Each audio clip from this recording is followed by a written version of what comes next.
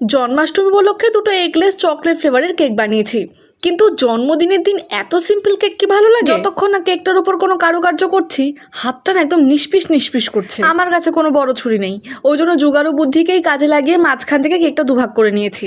আজকে আমি কেকের উপর কোনো ক্রিম ইউজ করব না, কিন্তু শুভ জন্মদিন লিখতে গেলেও তো ক্রিম লাগে, তাই মায়েরই এনে রাখা ছানাটাকে আমি কাজে লাগিয়েছি। প্রথমে ছানাটাকে হাত দিয়ে মেখে নিয়ে দুধের সঙ্গে কিছুক্ষণ ফুটিয়ে নিয়েছি। ব্যাস, কিছুক্ষণেই রেডি একটা থকথকে গাঢ় পেস্ট। আমি এখানে একটু ফুড কালার ব্যবহার করেছি, তোমরা চাইলে এটাকে স্কিপ করতেই পারো। এবার ছানাটাকে একটা পাইপিং ব্যাগের মধ্যে ভরে ফ্রিজে কিছুক্ষণ রেখে দেবো সেট হওয়ার জন্য। পুজোর যে কোনো খাবারই আমার এই শাল পাতা, কলা পাতা, কাঁসার থালায় সাজাতে না খুব ভালো লাগে, তাই রান্নাঘরের এক কোনায় এক টুকরো কলা পাতাটাকে পড়ে থাকতে দেখে আমি আর লোভ সামলাতে পারিনি, থালার মাপে গোল করে কেটে নিয়েছি।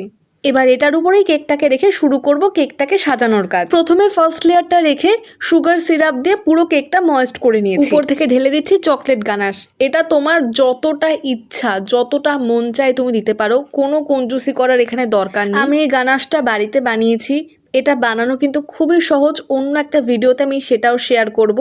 এবার এর উপর সেকেন্ড লেয়ারটা চাপিয়ে সুগার সিরাপ দিয়ে আবার ময়েস্ট করে দেবো। Unlimited ganache.